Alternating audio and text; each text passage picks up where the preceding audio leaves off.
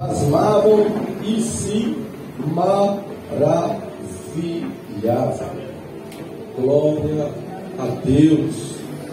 O Senhor Jesus, ele fez uma promessa para a sua igreja.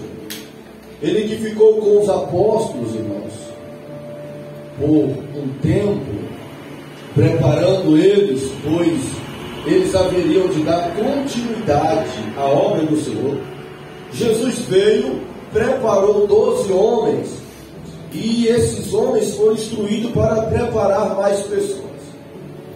Só que a obra de Deus, irmãos, fazer a obra de Deus, não é só um contato físico, não é só ter e passar por dificuldades materiais, não é só ter oposição física.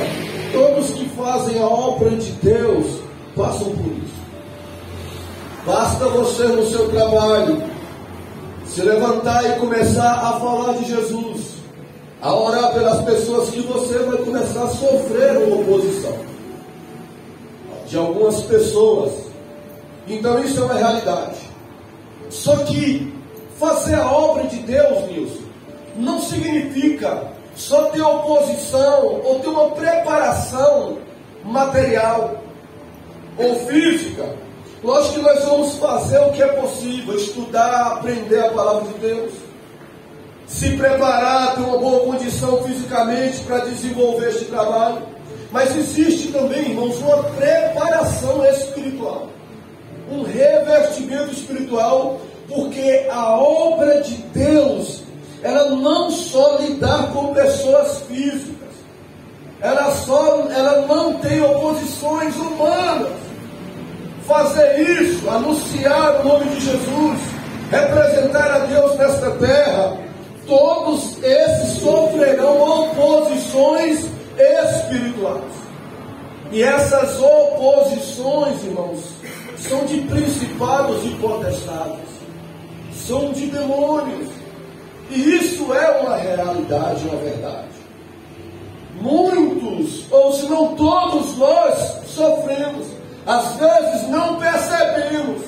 Às vezes você pode atribuir a qualquer outra coisa, mas menos o inimigo. E quem está por trás de tudo é o adversário. Quem está endurecendo o coração de alguém, quem está dificultando você não ir para determinado lugar, ou realizar tal obra para Deus. Às vezes nós podemos culpar algumas pessoas, ou alguns momentos, e não temos a visão necessária e devida que existe o inimigo que está trabalhando.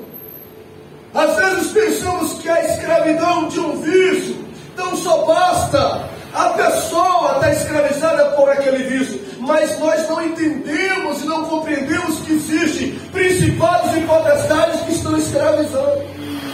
Paulo chegou a falar assim para a igreja de Tessalônica: eu quis estar com vocês, eu quis viajar e ao encontro de vocês, mas Satanás se opôs a mim.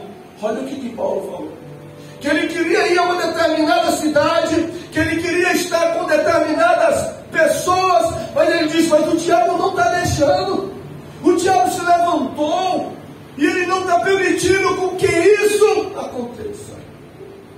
Isso é uma verdade, irmãos. Você terá oposição para a sua carreira profissional. A sua família terá oposição para as bênçãos, receber as bênçãos de Deus no mundo espiritual. Você terá oposição para o seu crescimento e desenvolvimento espiritual.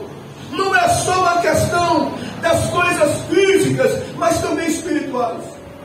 E para isso, você vencer, você vai precisar estar cada vez mais cheio de Deus, revestido de Deus, com a unção de Deus, com o poder de Deus, com a autoridade de Deus para vencer todo e qualquer obstáculo. O Senhor Jesus, sabedor disso, que Ele haveria de enviar homens para ir em determinadas vilas, aldeias, cidades e em outros países pregar o Evangelho, fazer a obra dele, o que ele pensou? Eu não posso só revertir eles de um conhecimento da palavra, como ele fez, instruindo, ensinando os apóstolos por 3 anos e meio, através de parábolas, através de ensinos, falando e preparando eles. O Senhor Jesus pensou, eles vão viajar, eles vão pregar para as pessoas, eles vão fazer a minha obra, eles vão passar por oposições, eles precisarão estar revestidos de poder.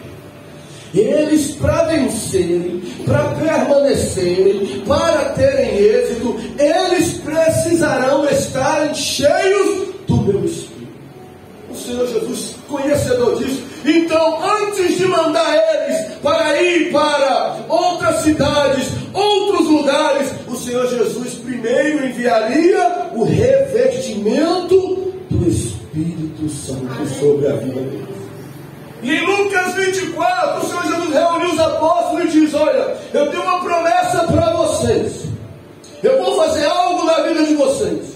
Vocês ficaram como que no seminário comigo por 3 anos e meio, mas é necessário mais alguma coisa, não só um conhecimento, é necessário um revestimento. Agora eu digo para vocês, apóstolos, fiquem em Jerusalém, até que do alto vocês sejam revestidos de poder. Depois vocês vão ser minhas testemunhas em Jerusalém, na Judéia, em Samaria e até os confins da terra. Agora pensa comigo, se aqueles homens que andaram com Jesus 3 anos e meio, que aprenderam tudo com Jesus, Jesus falou, vocês precisam ser revestidos primeiro para realizar. Imagina nós precisamos também desse revestimento de Deus, dessa capacitação do Espírito de Deus para realizarmos as tarefas do Senhor, para vencermos os principados e potestades que ousam, que se levantam contra a sua vida, contra a sua família, contra o seu patrimônio, contra nós. Nós precisamos desse revestimento. Então ele falou, eu estou dando para vocês somente a promessa. Vocês fiquem lá, não saiam de lá, até que isso se cumpre sobre a vida de vocês. O que eles fizeram, como você é um bom crente, obediente, eles ficaram em Jerusalém. O Senhor Jesus em Atos 1 apareceu para os apóstolos, e os apóstolos viram ele subindo para os céus. Depois de 40 dias apareceu para em torno de 500 pessoas.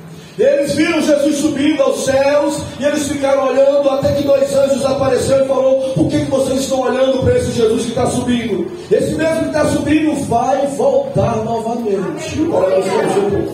E eles fizeram o quê? Foram para uma casa, um cenáculo. O cenáculo é uma casa, numa parte alta, como um sobrado. E se reuniram lá todos e começaram a orar. Senhor, tu nos prometeste. Senhor, tu disse que iria nos revestir. Senhor, o Senhor disse que iria nos capacitar espiritualmente, nos revestindo com o teu Espírito. E ficaram orando, primeiro dia, segundo dia, mas é uma oração intensa, irmãos, porque tem coisas, escute, tem coisas que para você receber vai ser tão somente pedir. Vai falar, Deus, eu estou precisando de algo, Deus, eu quero algo, e Deus vai fazer. Mas tem coisas que vai além da petição, tem coisas que você vai ter que insistir, tem coisas que você vai ter que orar mais, vai ter que buscar mais, vai ter que clamar mais para as coisas acontecerem. Só que tem coisas que já tem um terceiro nível, que você vai ter que intensificar. Você vai passar horas, vai passar turnos, vai passar dias clamando e buscando para que Deus faça na sua vida. E isso nós entendemos baseado em Mateus capítulo 7, versículo 8, que Jesus diz, quem pede, recebe. Então somente pedir é a condição para receber. Depois ele fala, quem busca, encontra. Buscar é mais que pedir. E em terceiro ele vai dizer, quem bate se abre. Tem coisas que para receber exige de mim e de você uma maior intensidade, coisas grandes, coisas extraordinárias, coisas que mudarão a nossa vida, coisas que só Deus pode fazer de uma forma espetacular.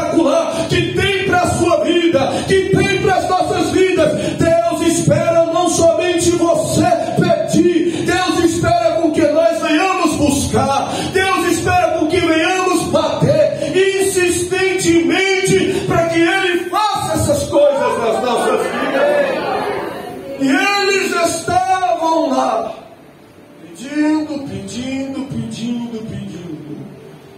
Como que começou com muitas pessoas, mas no 9º dia já tinha uma terça parte da quantidade de pessoas. Muitas pessoas foram embora. Porque às vezes começar, nós temos até atitude, muitos têm até atitude, mas permanecer naquilo que começamos é difícil. Vai exigir mais perseverança, mais dedicação, mais fé de nós. Mas os que ficaram foram intensos, turno após turno, pedindo a promessa. O Senhor prometeu, Senhor, estamos aqui buscando e tal. E até que no 10º dia, o texto diz assim, que cumprindo-se o dia de Pentecostes. Pentecostes significa o quê? Pentecostes é o 50º dia após a Páscoa. Depois da festa da Páscoa, eles começavam a contar até o dia 50, ficava contando um dia, 2 dias, aí quando chegou nesse 50º dia, no dia 50, eles estavam lá reunidos, e esse dia de Pentecostes era uma festa que eles se reuniam para agradecer a Deus pela colheita. Olha que interessante, eu fiquei a pensar. Eles, lá nesse dia de agradecimento a Deus pela colheita, eles iriam desfrutar de um cumprimento de uma promessa. Olha como é bom nos reunir para agradecer a Deus pelo que Ele fez nas nossas vidas. Toda vez que você sai do seu lar para ir para um lugar, junto com homens e mulheres, agradecer a Deus, você está suscetível a Deus cumprir uma promessa sobre a sua vida. Como é bom sairmos dos nossos lares, sairmos das nossas casas, adentrarmos dentro do templo e agradecer a Deus. Toda vez que fizermos isso, nós estamos nos colocando em uma posição que Deus vai olhar do céu e vai dizer, está me agradecendo pelo que eu já fiz, eu vou fazer mais na vida dele, eu vou fazer mais na vida dela. E queira o Senhor que nesta noite, neste culto que você tem agradecido a Deus, Deus se lembre do que tem te prometido, Deus faça na sua vida, seja ou venha dias sobre a sua casa, a sua vida, tempos de colheita, como houve naquele dia, pelo teu sentimento de adoração, mais de gratidão ao Senhor. E naquele dia vai acontecer uma grande colheita, porque quase 3.000 almas vão se converter naquele mesmo contexto. E aí a Bíblia vai falar, existe até uma diferença de igrejas neopentecostais e igrejas pentecostais. Neopentecostais ou pentecostais. Você é o que? Neopentecostal ou pentecostal? Pentecostais são aqueles que acreditam no batismo com o Espírito Santo. Pentecostais são aqueles que acreditam na profecia. Pentecostais são aqueles que acreditam nos dons espirituais atuais. Nós, como eu, sou pentecostal, acredito que o Deus que batizou no Espírito Santo lá 2000 anos atrás, continua a batizar no Espírito Santo hoje. Pentecostais são aqueles que acreditam em profecias, que o Deus que falou no passado continua a falar nos tempos de hoje. Pentecostais são aqueles que acreditam em dons, em ferramentas espirituais. O mesmo Deus, o mesmo Espírito que deu dons espirituais no passado e que usou homens e mulheres, é o mesmo que usa também no tempo de hoje. Então nós que acreditamos nisso somos os pentecostais. Os neopentecostais são os cristãos oriundos dos que eles acreditam em cultos de libertações e doutrinas de prosperidades. Eles têm uma ideia, irmãos, eles não acreditam no falar em línguas estranhas, eles não acreditam, tem uma ideia da prosperidade que, por exemplo, o crente, ele tem que ter uma vida só boa, ele não pode passar por tribulação, por por dificuldade. Crente não pode adoecer, crente não pode passar por crise financeira, crente não pode passar por problemas. Esses neopentecostais acreditam dessa forma, e não é da forma que nós acreditamos segundo a palavra. Crente está sujeito a passar por prova, crente está sujeito, como a irmã aí contou o testemunho, que foi provada, que passou por dias difíceis. Crente, como está sujeito a ser provado, também está sujeito a ser abençoado. E eles não acreditam na profecia, nos dons. Então, meus amados irmãos, essas são a diferença dos neopentecostais e dos pentecostais. E eles que estavam reunidos naquela casa, buscando a Deus, aguardando o cumprimento da promessa de Deus, até que, no versículo 2, diz assim: cumprindo-se o dia de Pentecoste, estavam todos reunidos no mesmo lugar. Preste atenção, cumprindo o dia, o 50º dia, depois da Páscoa, a festa da colheita, estavam lá os crentes reunidos no mesmo lugar. Como eu estava falando, como é bom nos reunir com homens e mulheres que temem a Deus, como é bom nos reunir com homens e mulheres que buscam a face de Deus. Você escolheu o melhor lugar para estar nesta noite, pois do teu lado aí tem um varão, tem uma mulher que teme a Deus, que busca a Deus, que adora a Deus, que é agradecida a Deus. E pelo fato de ter estas pessoas em nossa volta, Deus pode manifestar nesta noite, Deus pode encher esta casa, Deus pode fazer proezas, Deus pode realizar e cumprir com promessas na nossa vida hoje. Como é bom nos reunir junto com pessoas que buscam a Deus. E isso que estava acontecendo, todos estavam reunidos no mesmo lugar. Aí o versículo vai dizer que veio dos céus, ou de repente veio dos céus um som como de um vento veemente, impetuoso, encheu toda a casa em que estavam assentados. O texto vai dizer que primeiro, de repente, era algo que eles estavam esperando, era algo que eles estavam aguardando, mas de repente aconteceu. Um anjo não veio para um aviso breve dizendo: olha, vai acontecer daqui 1 hora, vai acontecer daqui 2 horas. Eles estavam fazendo a parte deles, que eram orar, que eram buscar, que eram clamar a Deus, e de repente aconteceu. Esta palavra de repente significa algo repentino, subitamente, inesperadamente. Ou seja, eles estavam buscando, clamando a Deus, e talvez não esperava que naquele dia, talvez não esperava que naquele momento, acreditava que Deus iria fazer, mas não sabia que dia e nem que hora. Aí de repente começou a acontecer algo na vida deles. Esse de repente pode te alcançar hoje. Esse de repente de Deus pode chegar para você hoje.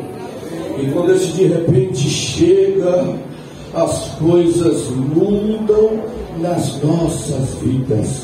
Eu estou a pregoar, eu estou a profetizar que você está no meio de pessoas, na casa de Deus, adorando, ouvindo a Ele, orando e buscando a face dEle. E hoje o de repente que muda a vida, que muda a história, pode chegar para a sua vida. O lugar é o mesmo, sempre naquele mesmo lugar, mas o acontecimento seria diferente.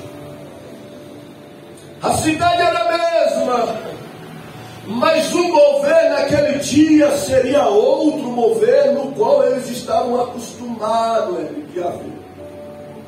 A casa era a mesma casa, sempre lá naquela casa, no cenáculo, mas a experiência naquele dia seria desigual a qualquer outra. Os outros dias orava, sentia aquela coisa superficial, sentia aquele arrepio nos braços, no pelo, mas estava para acontecer uma experiência desigual na vida de todos que estavam ali. as pessoas se repetiam em estar lá, mas Deus faria algo anormal na vida deles. É por isso que eu continuo acreditando, e continuo buscando a Deus, perseverando em Deus, porque eu acredito que este Deus olha para aqueles que perseveram, aqueles que buscam, aqueles que permanecem, às vezes até uma rotina, indo à casa dele, buscando a presença dele, adorando a sua face. Deus olha do céu e fala: eu vou tirar ele dessa rotina, eu vou mudar a vida desta serva minha, eu vou fazer algo desigual, eu vou fazer coisas diferentes na vida dele. Eu sinto Deus que faz coisas diferentes, coisas desiguais aqui em nosso meio, falando conosco nesta noite. De repente veio de onde? O texto vai falar: e veio do céu. Isso indica a origem. Versículo 2: veio dos céus. Está falando da origem, da manifestação, do agir, do derramamento, do milagre. Como a irmã Eli falou, eu sei de onde veio. Quem foi Jesus. E o texto vai falar que veio dos céus. O teu milagre não vai vir desta terra. A tua providência não vai vir das autoridades humanas.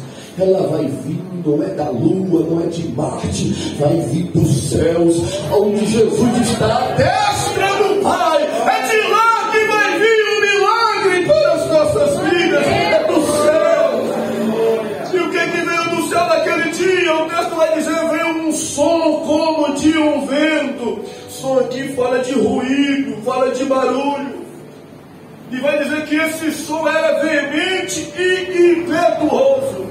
Todos eles reunidos, ali orando, buscando a Deus, começou a escutar algo diferente. Você está escutando aí, irmã Ilhacena? Um ruído, uma zoada, um barulho. É um vento soprando aqui na casa. E o texto vai falar veemente fala de força, força intensa, algo frenético, algo ardente, que contém excesso de vontade. Foi um vento anormal, irmãos. Eles orando, e olhou: peraí, não está tendo vendaval, tempestade. É uma coisa que mesmo dentro da casa o vento estava entrando, estava movendo. E o texto vai dizer que ele, além de ser veemente, fala que era impetuoso. Impetuoso fala que move rápido, enérgico, ativo, arrojado. O vento, além de ser forte, era enérgico, era arrojado. Era um vento, porque às vezes tem vento que é da natureza. Tem ventos que são do maligno, mas tem vento que é de Deus. E esse vento não era da natureza, não era do maligno. Ou esse som era como que de um vento, era do Espírito Santo. Era um cumprimento da promessa de Deus para aquele povo que estava aguardando em oração, em dias em oração. E o texto vai falar que quando eles sentiram aquela força, aquele vento veemente, impetuoso, o que aconteceu? O texto diz que encheu toda a casa. Encheu toda a casa em que estavam assentados. O vento entrou, irmãos. O som como de um vento entrou. A manifestação do Espírito Santo veio. A glória de Deus invadiu aquela casa que eles estavam orando e reunidos. E o texto fala que encheu. Encheu aqui fala de plenitude, fala de abundância, fala de totalidade. Deus estava naquele dia cumprindo esta promessa e enchendo todos os espaços da casa. Não só Deus iria encher a casa, como Deus iria encher as pessoas. O meu desejo é que Deus enche esta casa com a glória dele, como fez lá no Velho Testamento, quando Salomão construiu o templo. A Bíblia diz que a glória de Deus encheu a casa, Deus derramou, e os sacerdotes não podiam ficar de pé, eles tinham que ficar prostrados, eles tinham que ficar no chão, diante da presença de Deus, que era tão forte e veemente. Eu não desejo só Deus encher esta casa, eu desejo Deus encher a minha vida, encher a sua vida, encher as nossas vidas. Por isso eu já te digo, Deus não quer te encher até o tornozelo, Deus não quer te encher até o joelho, Deus não quer te encher até a cintura, Deus não quer te encher até o pescoço, Deus quer te encher da planta do pé até o alto da cabeça. Quando Ele derrama, quando Ele enche, o texto diz, Ele encheu toda a sua casa. E quando isso acontece, irmãos, essa frase que diz veemente e impetuoso, isso fala do controle, fala do domínio, fala da soberania do Espírito Santo. O Espírito Santo veio naquele dia e Ele rompeu com alguns protocolos, Ele rompeu com algumas barreiras, porque quando o Espírito Santo, irmãos, Ele age, como o Senhor Jesus diz em João 3,8, o vento sopra para onde quer, ouve a sua voz, mas ninguém sabe nem para onde vem e nem para onde vai. Assim é todo aquele nascido do Espírito. Quando o Espírito Santo Ele vem, Ele age, Ele rompe contra todas as barreiras, Ele rompe contra todas as muralhas do inimigo, Ele faz cair por terra toda moralidade humana. Quem é insensível começa a sentir, quem é resistente começa a chorar, quem é altivo cai no chão por terra diante da presença do Espírito de Deus. Oh, levante uma das suas mãos,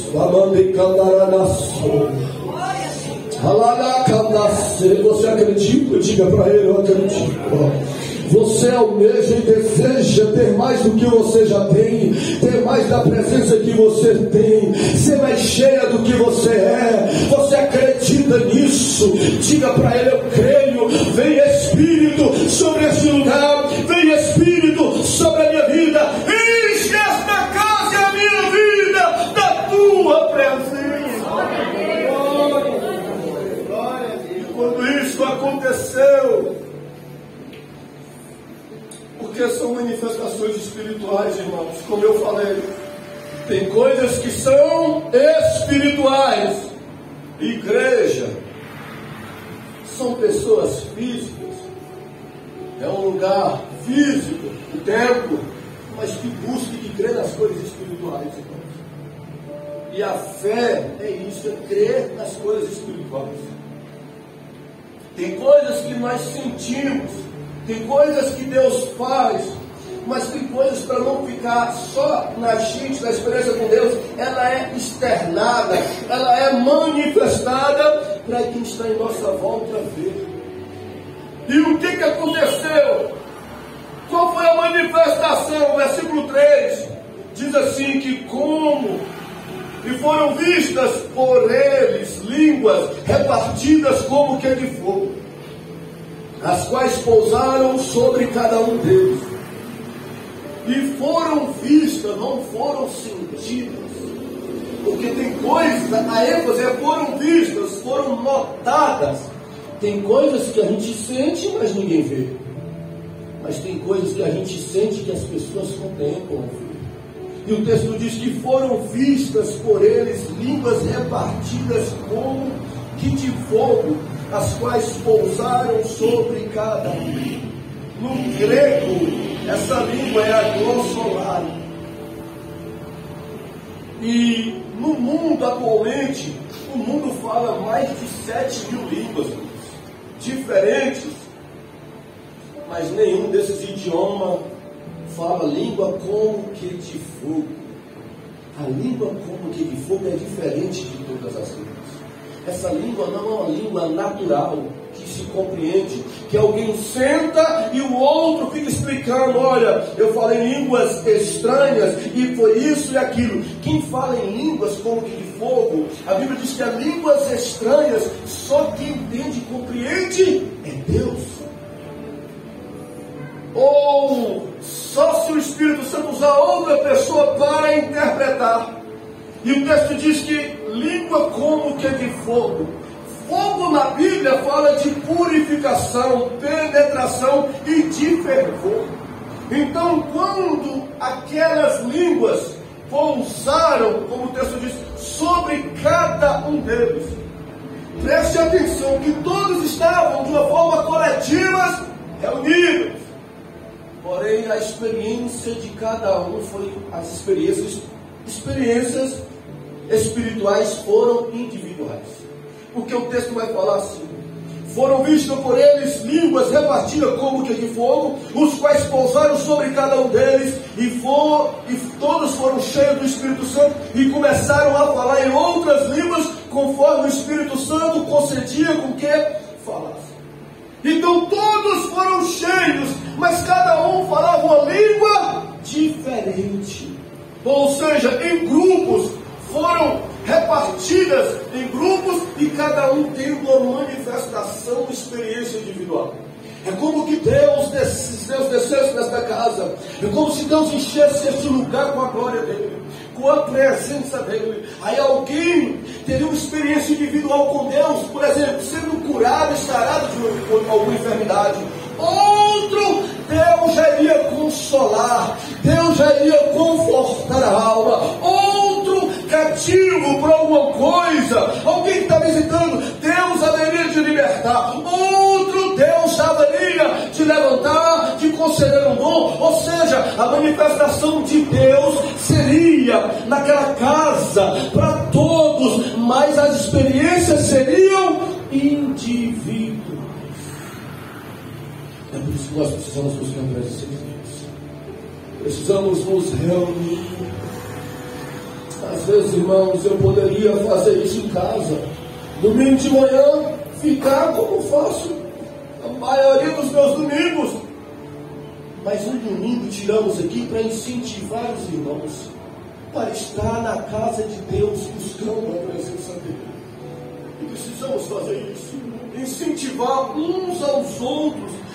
Buscamos, por quê? Porque se nós fazermos isso de uma forma coletiva, se nós nos ajudar e buscar a face de Deus, e Deus vir neste lugar, o nosso irmão vai ser abençoado, nós vamos ser abençoados, Deus vai agir de uma forma poderosa, e muitos de uma forma, todos serão abençoados de uma forma diferente, cada um teria a sua experiência, como aconteceu naquele dia. E o texto diz que quando eles foram batizados, eles começaram a falar em outras línguas, em línguas como que de fogo. A experiência, a manifestação externa. Eles receberam, foram cheios e manifestou falando em línguas como que de fogo. E isso está em Atos 10:44. Isso está em Atos 19:6. Pessoas que teve essa experiência, esse revestimento, foram cheias do Espírito Santo e começaram a falar em outras línguas. Não é só no texto de Atos, é no texto de Atos 19, é no texto de Atos 10. Isso também aconteceu em outros lugares. E pode acontecer também. Essa promessa é para as nossas vidas. Esta promessa é para você. Deus está fazendo você lembrar novamente de que existe esta promessa para você. Existe essa promessa para a sua igreja.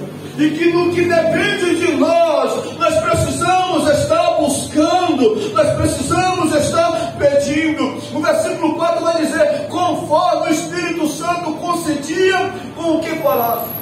É como assim, o batismo veio, o revestimento veio, o Espírito Santo desceu, só que conforme o Espírito Santo, conforme ele significa de acordo ou em concordância. Eles não falavam separados, era em concordância com o Espírito texto vai falar conforme ele concedia. Conceder aqui é permitir, é autorizar, é outorgar. O revestimento veio, o Espírito Santo veio e ele permitia, e ele concedia, e era de acordo com ele que as coisas aconteciam. É por isso, irmãos, que o falar em línguas não é de acordo à carne. O falar em língua não é de acordo a principados e potestades, como às vezes nós contemplamos algumas pessoas imitando. O verdadeiro batismo com o Espírito Santo é conforme e como o Espírito Santo concede. A pessoa tem que estar temendo a Deus, a pessoa tem que crer em Cristo, tem que estar buscando a Deus. Se vocês verem, contemplarem alguém que não teme a Deus, alguém que não tem Cristo, falando em outras línguas estranhas, acredite que não é de Deus. Tem que ser conforme o Espírito, tem que ser como o Espírito Santo concede. É Ele que vem, é Ele que reveste, e é Ele quem concede, é Ele quem permite. Eu quero te dar uma boa notícia: você que é crente, você que tem o Espírito Santo, Ele está falando conosco nesta noite. Aquele que vem como fogo, aquele que aquece, aquele que faz a nossa vida espiritual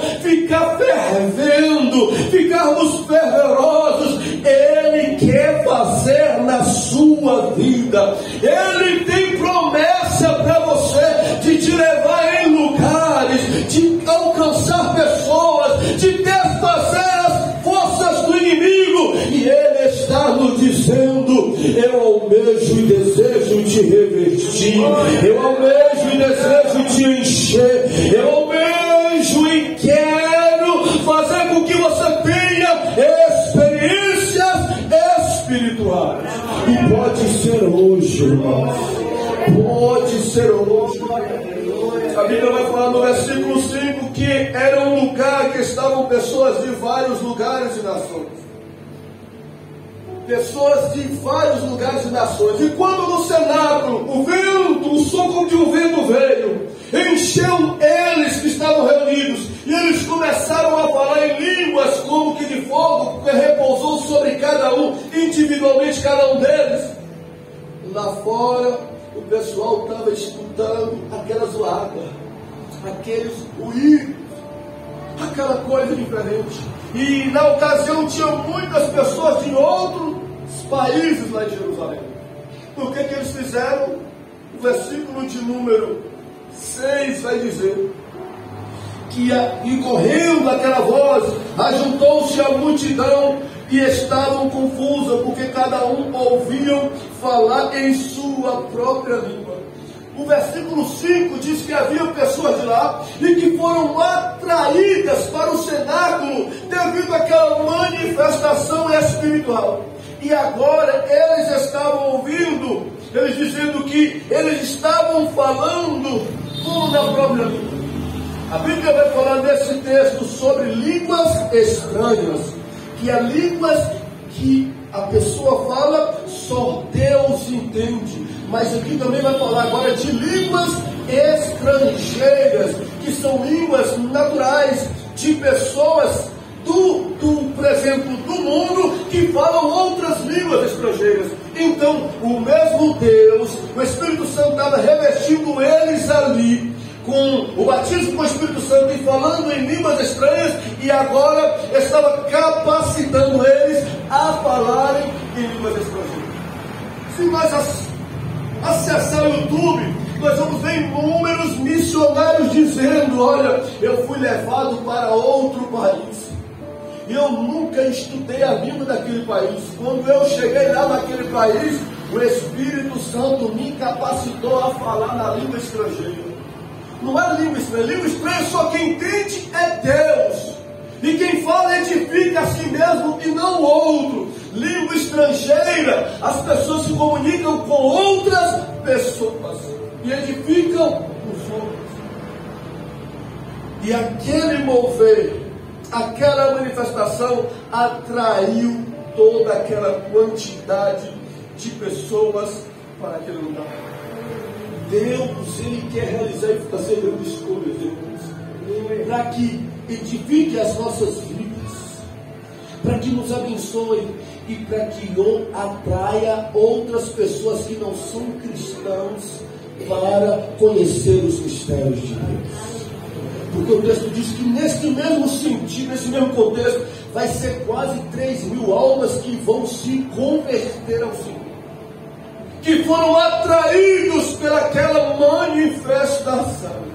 Às vezes nós ficamos cautelosos. Eu aprendi desde novo, desde um cristão novo, ao não falar em línguas estranhas ou retrair em cultos públicos, para que o incrédulo não ficasse pasmo, para que os que não serviam a Deus não aceitassem bem. Só que meditando no texto, eu vi que essas coisas espirituais de fato atraem os incrédulos, porque foi isso que aconteceu. Aquela manifestação, eles ouviram, foram atraídos. E o versículo de número 7 vai dizer: e todos pasmavam e se maravilhavam. Aquela manifestação de Deus deixou muita gente pasmo, deixou muitas pessoas maravilhadas com aquele fenômeno espiritual, com aquela manifestação da graça e da glória de Deus. Pastor, e quem estava lá naquele cenáculo? Quem estava desfrutando daquela experiência? Quem estava sendo cheio do Espírito Santo? Quem estava lá naquele dia, irmãos? Foram os apóstolos Pedro, André, Tiago, João. Quem estava lá foi Bartolomeu, Tadeu, Tiago menor e Mateus. Quem estava lá com os apóstolos como Tomé, como Filipe, como Simão, e não Judas, porque Judas se desviou e entrou Matias. Judas era para estar lá naquele dia, mas ele abriu mão da fé, ele negou Jesus e ele não estava. Matias estava lá para receber o cumprimento daquela promessa. Isso nos ensina que quem se afasta perde de receber as promessas de Deus na vida deles. Mas quem estava lá além dos apóstolos, quem estava lá foi Maria, mãe de Jesus. Maria estava lá orando, e naquele dia o Espírito Santo desceu, como encheu Pedro e João, Tiago e André, Bartolomeu e Filipe, também encheu Maria, da planta do pé ao alto da cabeça. Quem estava lá? Marta e Maria, as duas irmãs que recebiam Jesus em casa, em Betânia, estava lá também naquele dia, buscando. Marta, que era tão inquieta em casa, mas decidiu aquele dia ficar lá buscando a Deus. Quem estava lá? Maria Madalena, aquela que a Bíblia diz que outrora teve 7 demônios, e Jesus expulsou os demônios, agora estava sendo cheia do Espírito de Deus. Quem estava lá? A mulher do fluxo de sangue, que queria tocar na orla das vestes de Jesus, mas não tinha força, e ela arrastando foi e tocou, e continuou servindo ao Senhor, e estava sendo cheia do Espírito Santo, como Susana, como Joana, mulheres que com os apóstolos estavam buscando o batismo, o revestimento do Espírito Santo. Mas não só os apóstolos e nem as mulheres. Sabe quem estava lá naquele cenáculo? Provavelmente Bartimeu, aquele que Jesus ia passando, e ele gritou: filho de Davi, tenha misericórdia de mim. Jesus voltou e curou ele, e ele passou a seguir a Jesus. Porque não falar daquele paralítico no tanque de Betesda? É provável que estava lá também orando e sendo cheio do Espírito Santo. E por que não dizer de Lázaro, que ele ressuscitou ao 4º dia?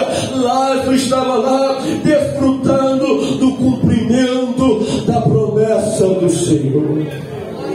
Eu queria que você ficasse sobre os seus pés. Eu queria que você fechasse os seus olhos.